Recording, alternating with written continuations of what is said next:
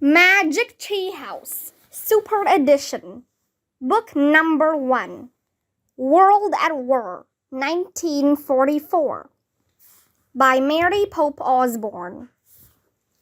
Chapter 1, Commando. "Jack!" Annie shouted from the front yard. Jack looked up from his book.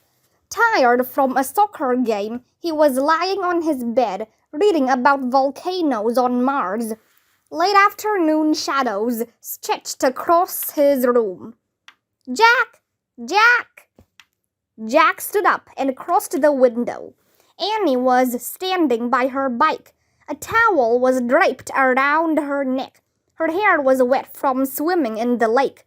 She was looking up at the sky as if she was searching for something. "What do you want?" Jack called through the screen. "Come down," she called. "Help me look." "Look for what?" said Jack. "Just come. You won't believe it," said Annie. Jack sighed. He marked his place in the book and went downstairs to the front porch. "This better be good," he said. "I was in the middle of a book." Annie was still looking up at the sky. "Where did he go?" she said. "Where did who go?" said Jack. Annie didn't answer. She walked to the edge of the yard and kept looking. "Oh, darn, I don't see him."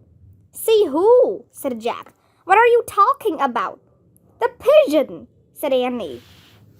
Jack stared at Annie for a moment. "Seriously?"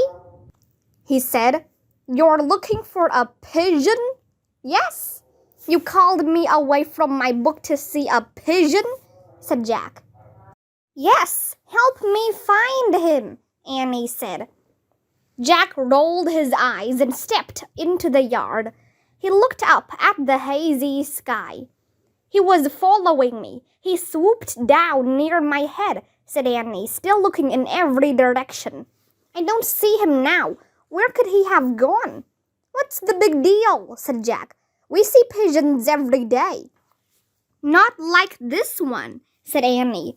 "When I was getting on my bike at the lake, I heard a loud cooing.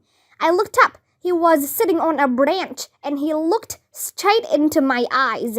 He was super intelligent, I could tell." "Are you sure you weren't out in the sun too long?" asked Jack. "I'm serious," said Annie. "He had these intense, staring eyes. I talked to him, like I said hi, and then he took off. I thought, okay, so much for that. But then I started riding home, and he flew in front of me, right across my path." "How do you know it was the same pigeon?" asked Jack.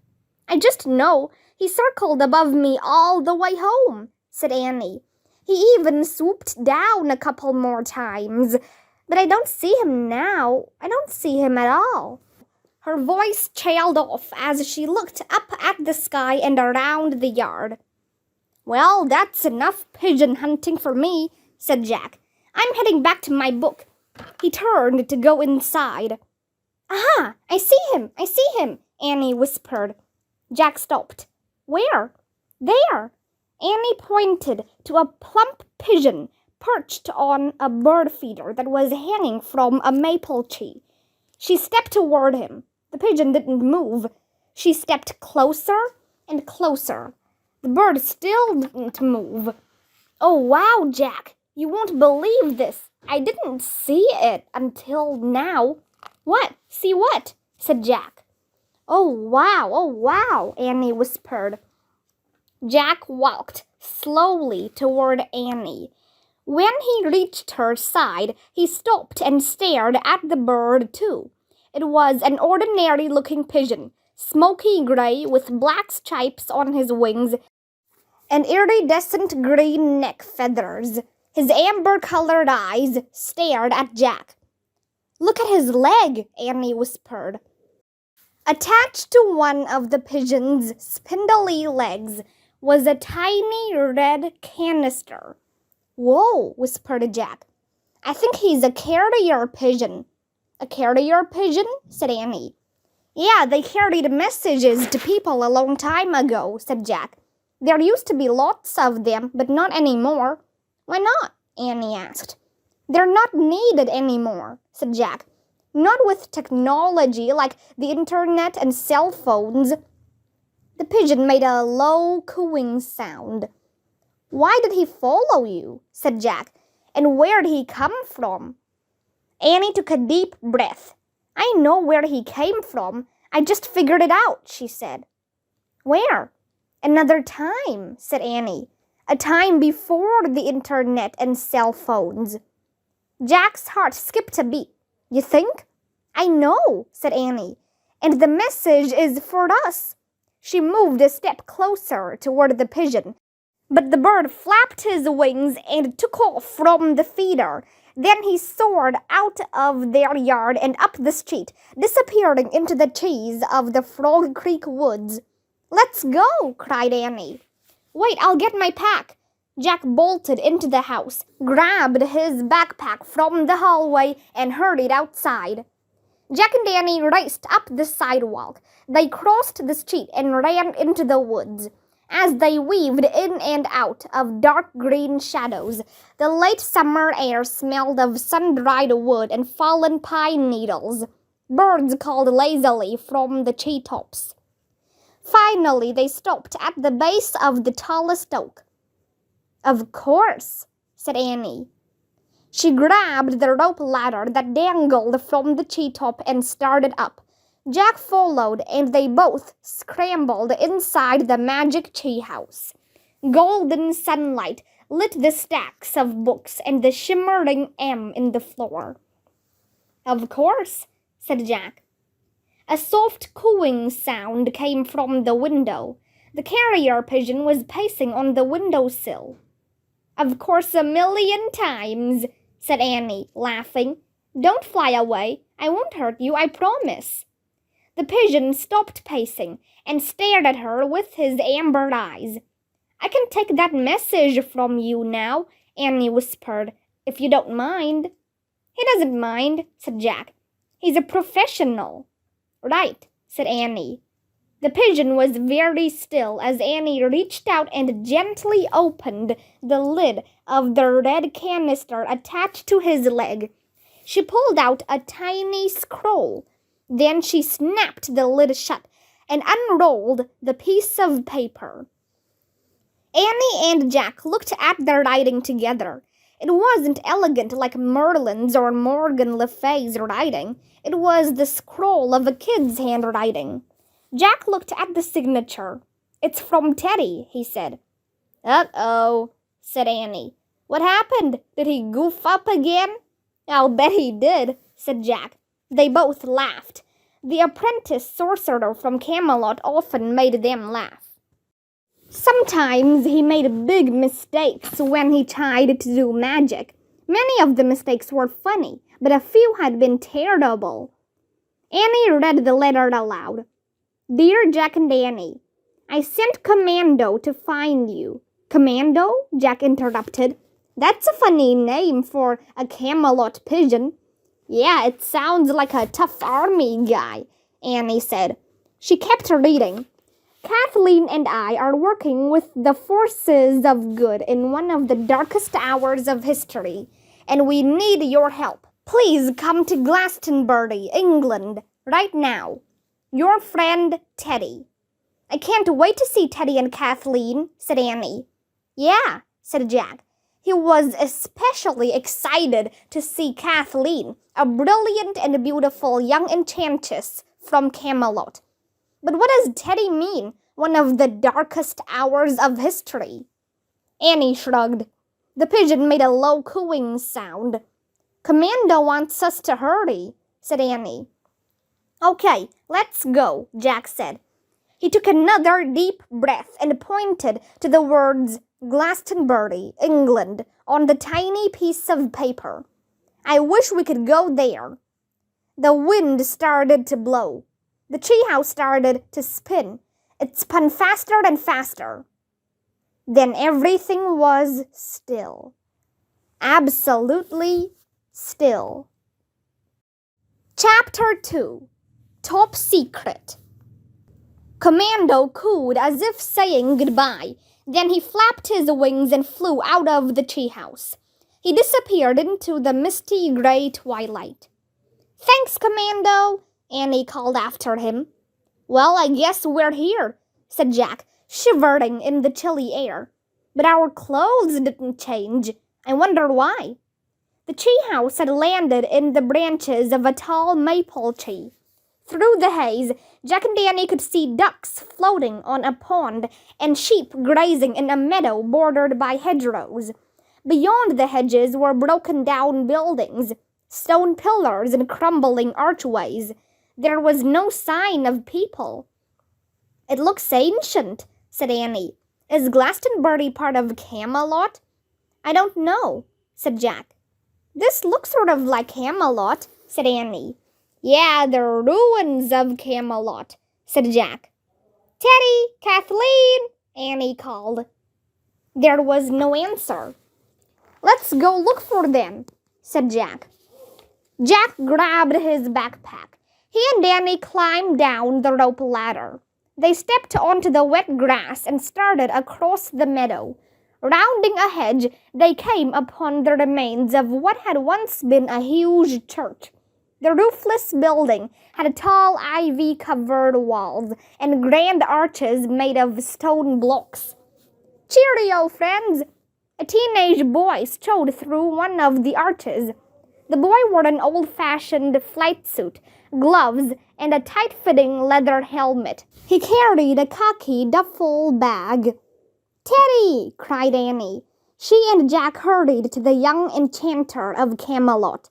Teddy put down his bag, and they all hugged.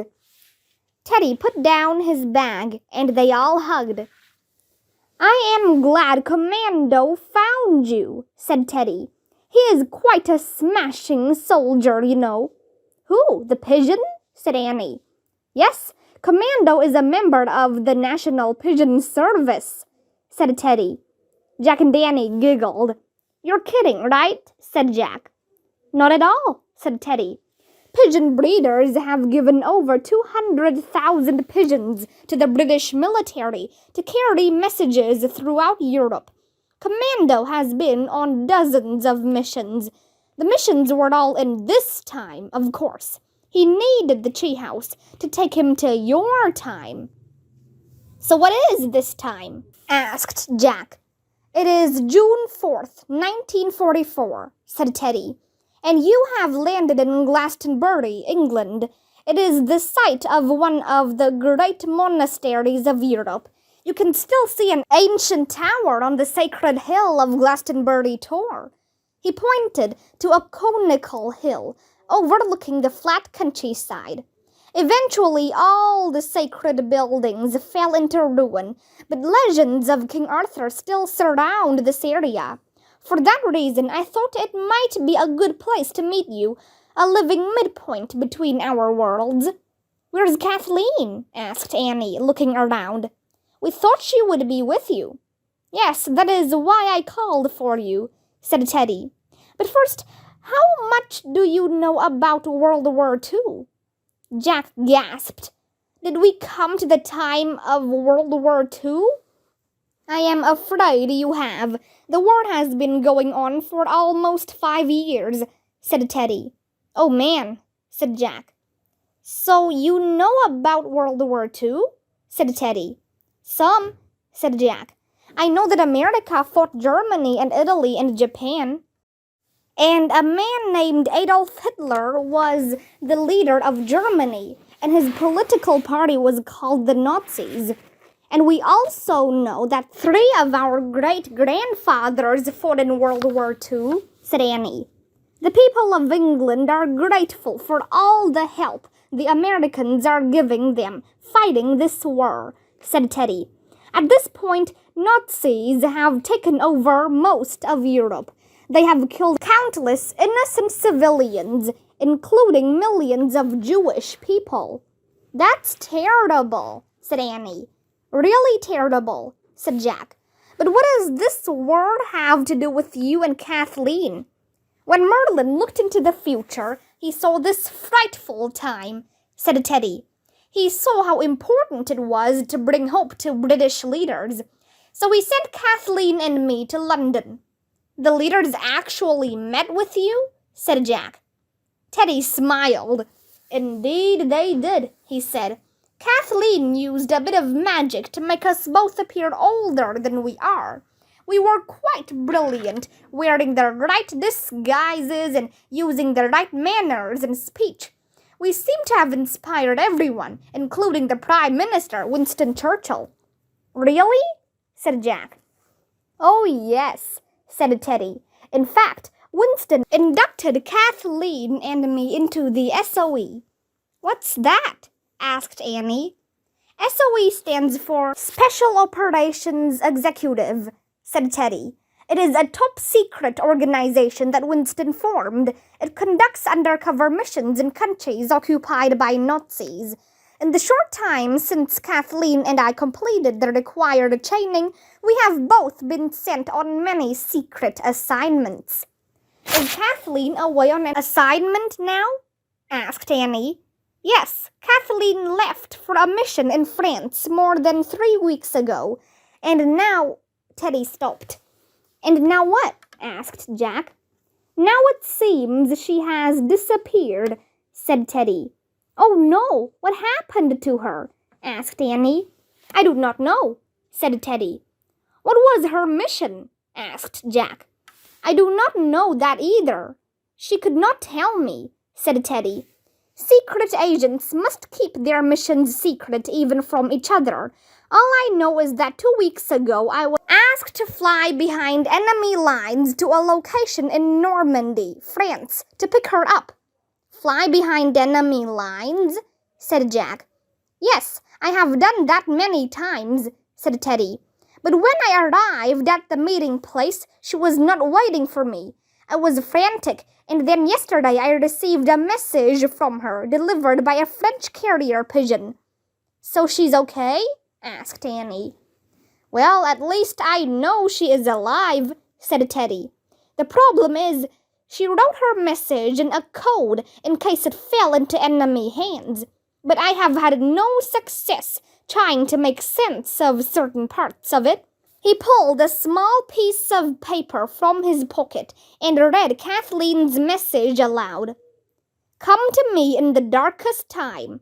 A wand I need and a magic rhyme. 3 miles east of Sir Kay's grave. Cross a river to find a cave. Look for knights and small round cows. A crack in a rock beneath the boughs. Teddy sighed. You see why I cannot share this with anyone in the SOE, he said. Even if they could decipher the code, others would not understand her request for the wand and magic rhyme. But why does she need them? Asked Jack.